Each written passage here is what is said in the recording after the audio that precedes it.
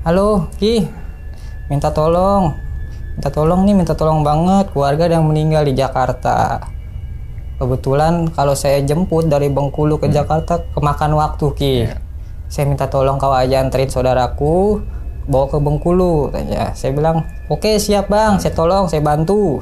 Masalah biaya gimana? Udah, yang penting saya bisa berangkat bisa pulang kan gitu ya. Akhirnya saya dikasih nomor keluarga yang di Jakarta. Saya telepon hubungan. Ternyata jenazahnya sudah di RSCM Cipto. Saya janjian nanti ketemu di kamar jenazah. Saya di base camp nih posisi sendiri bang, nggak ada orang. Saya nyari telepon sono telepon sini pada nggak bisa, pada sibuk katanya. Ya udahlah, saya berangkat dulu lah ke RSCM ngamanin jenazah kan. Saya berangkat menuju rumah sakit. Masuklah saya ke rumah sakit ke kamar jenazahnya. Di situ saya telepon nih keluarganya yang janjian sama saya. Halo Pak, ya saya sudah di kamar jenazah nih di pintu masuk. Bapak di mana ya? Sebentar ya Mas, saya lagi ngurus admin. Oke, saya masuk kamar jenazah kan ternyata di kamar jenazah ini yang meninggal udah banyak bang. Ada sekitar 5 atau 4 orang yang meninggal nih. Saya pilih-pilih nih, mana jenazah saya nih kan. Yang ini takut salah saya angkut, yang ini bukan. Ada satu jenazah rame bang, dikerubutin sama keluarga sama polisi. Saya pilih mah bukan itu, soalnya kan ada polisi kan. Nggak lama yang keluarganya lagi ngurus admin, nelpon lagi. Nah ketemulah sama saya bang di kamar jenazah. Jadi saya nyamperin jenazah, saya heran bang, ada polisi bang. Ada 2 orang polisi, pakaian preman gitu. Saya tanya, Pak, ini jenazah yang pengen saya bawa ya? Oh ya betul mas, dari mana? Saya dari ambulan pak yang mau ngantar ke Bengkulu. Oh masnya, kita ngobrol dulu di depan ya mas. Ya, saya dibawa sama polisi ke depan pak. Sambil ngopi itu sama polisi ngobrol. Bang, jadi gini bang, ini jenazah kemungkinan agak bau bang. Waduh, kok bau pak? Jadi saya ceritain, ini 2 harian yang lalu saya evakuasi jenazah ini bang. Jadi saya dijelasin nih bang kronologinya bang, dia kenapa bisa meninggal. Awal mulanya dia katanya istrinya tuh di kampung di Bengkulu meninggal. Selang berapa bulan nyusul anaknya meninggal. Terus selang berapa bulan lagi dia di PHK di Jakarta.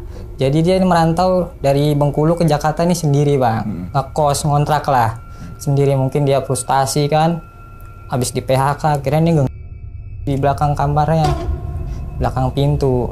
Terus itu pertama yang nemuin jenazah itu tetangga, curiga karena udah berapa hari dia nggak kelihatan. Mulai bau bang, tetangganya komplain ke yang punya rumah.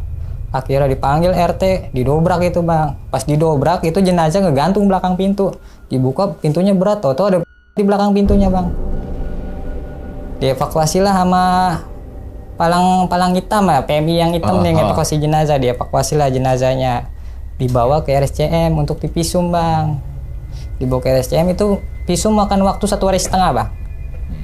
Akhirnya polisi sudah jelasin gitu, dia ngasih surat keterangan kematian, kronologinya jelas, dikasih surat, minta tolong ya bang. Oke siapa, saya anterin.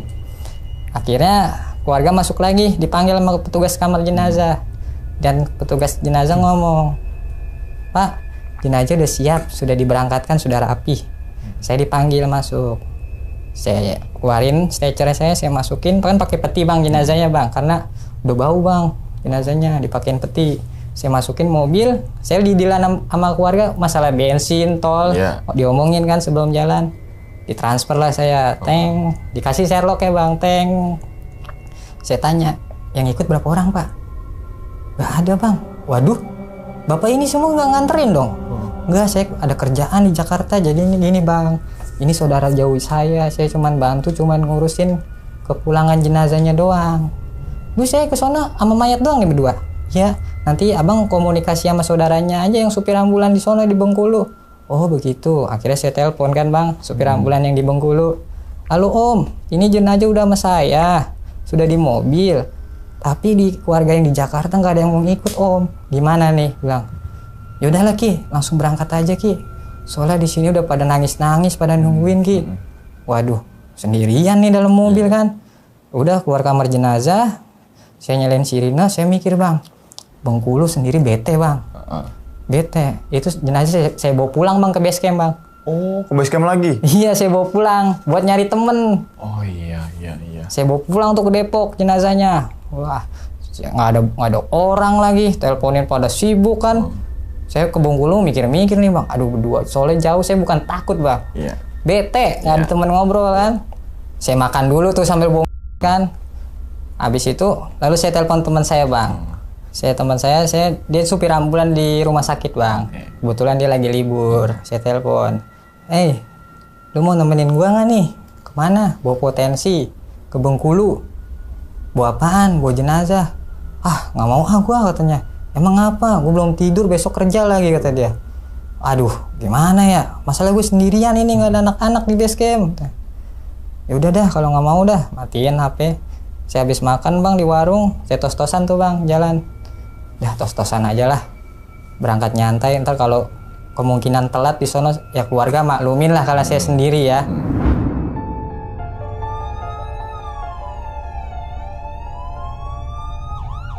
Saya tos-tosan bang, jalan bang, masuk tol. Saya ke Sumatera ini bukan sekali dua kali bang, udah sering. Baru kejadian ini bang, saya salah keluar tol. Tiba-tiba saya ngeblank di dalam tol. Saya harusnya mau ke arah Merak bang, tol Merak kan ke kiri. So lurus bandara, saya lurus ke bandara bang. Itu ngeblank tuh posisi saya, lurus ke bandara. Pasnya udah lewat lurus, lah, kok bukan tol Merak? Tiba-tiba kosong bang pikiran saya tuh pas bom. Itu bau bang di mobil. Ya. Saya keluar tol lagi kan, ngubek-ngubek keluar tol, masuk lagi, putar balik, masuklah tol Merak nih bang, jalan lagi. Ini jenazah udah bau, masuk pom bensin bang, saya ngisi bensin dulu biar nggak ngisi lagi kan.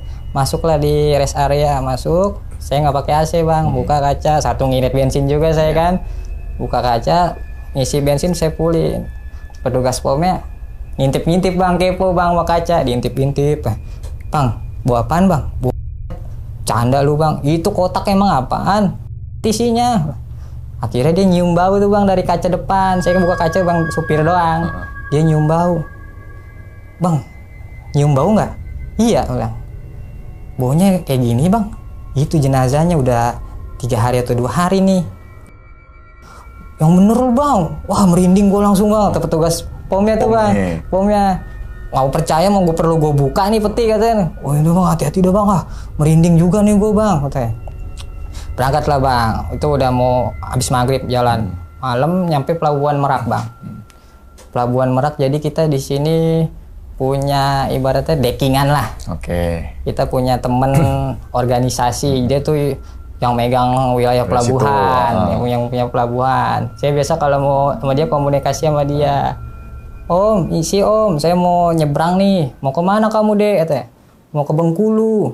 Oke lah, ketemu sama om di rel. Kan jadi sebelum masuk kapal ada rel kereta barang tuh. Oke, kita ketemuan. Saya saliman. Biasa bang orang-orang pelabuhan kan pada ini bang. Wih, kita ketemu lagi kawan. Mau kemana Ki? Bengkulu om. Kok bau Ki? Kau bawa apa? Bawa jenazah om. Alamak, kau jauh-jauh lah katanya. Mobil, kau dalam mobil aja, jangan ditinggal itu mobil, harus nyala mesinnya katanya. Itu posisi dia lagi bang, bisa merinding bang, takut tuh bang sama mobil. Iya. Padahal sebelum ketemu saya sangar bang. Sangar orang lewat, latin, apa kau? Sangar, pas saya datang, merinding sekujur badan dia. Jauh-jauh lah kau katanya. Nanti kau pesenin tiket, orang Batak bang. Pas pesenin tiket, akhirnya pesenin tiket. Sama dia dikawal bang pelabuhan pakai motor. Dia udahlah kau nggak usah pakai salam-salaman, naik kapal, rinding awak katanya, baunya nggak kuat. Naik kapal, saya dikawal, naik kapal, diatur sama petugas parkir kapal nih bang, diatur sama dia, masuklah parkiran. Petugas kapal ini nyium bau lagi bang, bau amat bang, mobil nggak dicuci apa katanya. Bukan nggak dicuci bang, muatannya. Terus bang dia nanya kan nih, emang muatan apa bang? Ya bang, kita bawa jenazah yang bang, innalillahi kata dia. Udah bang, parkir di sini aja bang. Oke, saya turun kapal bang, mau ngopi di atas kan ada tukang kopi ya, saya ngopi. Nggak lama saya dipanggil lagi bang sama petugas parkir. Bang yang bawa ambulan ya, turun sebentar bang ke mobil. Saya turun bang ke mobil.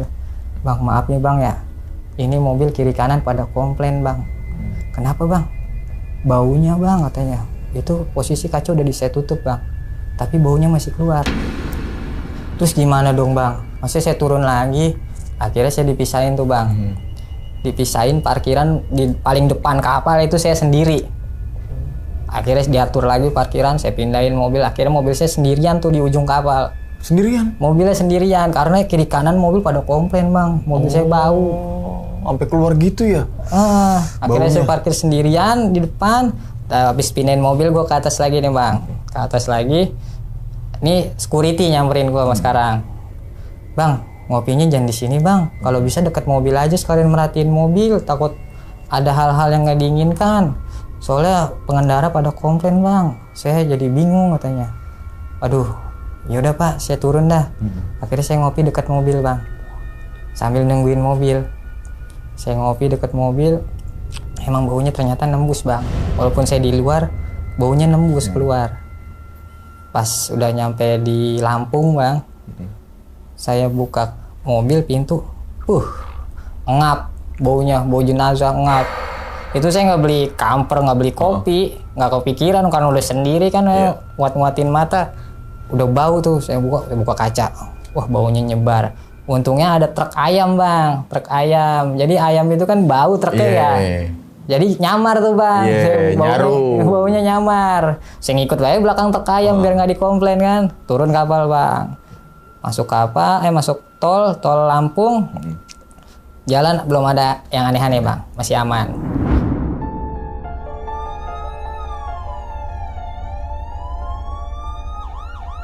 Jalan Lampung, terus keluar tol, mulai masuk hutan-hutan nih bang, kebun-kebun sawit.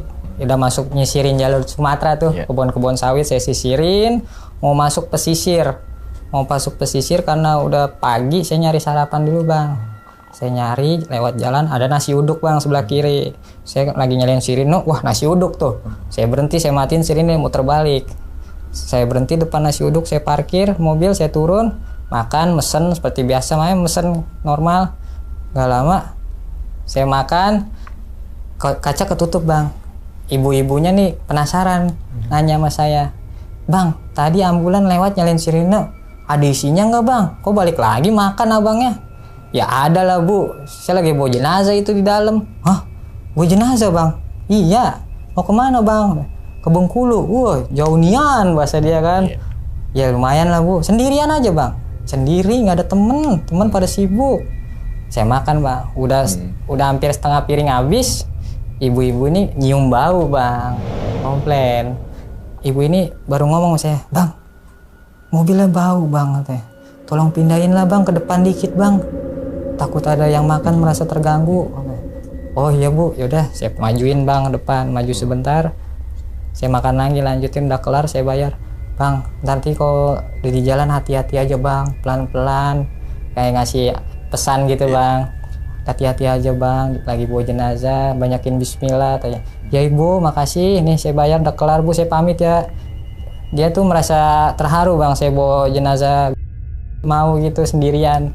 Bang hati-hati di jalan ya bang ya, ibu doain selamat, amin ibu. Saya berangkat bang pagi-pagi, masih matahari belum terbit, jalan masuk kota sendiri sampai siang aman, masih jalan nyusurin Sumatera aman. Masuk malam bang, malam ini mau masuk hutan sawit bang. Itu udah keluar kota.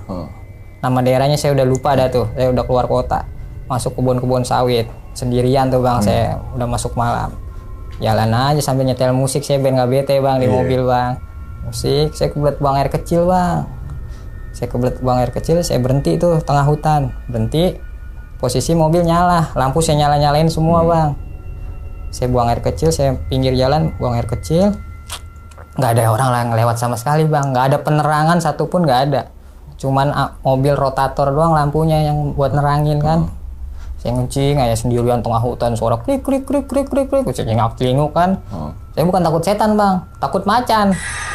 Di tengah hutan ini banyak macan ya bang. Saya udah kencing, saya masuk mobil, jalan berapa ratus meter, ternyata bener bang, ada spanduk gede, tulisannya hati-hati wilayah jelajah harimau. Tulisannya itu, wah bener juga nih kan, banyak harimau. Saya tutup kaca aja kan, jalan bang pelan-pelan.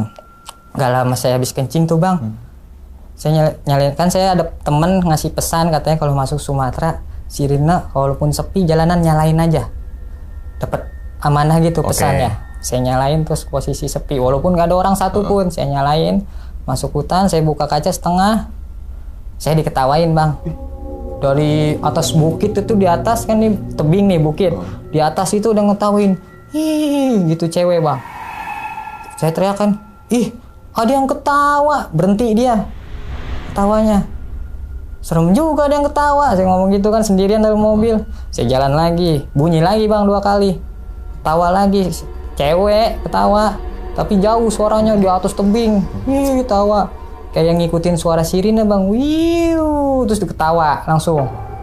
Pas habis suara saya diketawain bang 2 kali bang, ada suara burung, kalau orang bilang suara burung orang meninggal bang katanya, yang bunyi cit cit cit cit cit cit cit cit gitu bang. Terus panjang jalan bang, bunyi lagi, suara burung kayak gitu campur suara jangkrik tuh, krik krik krik krik gitu.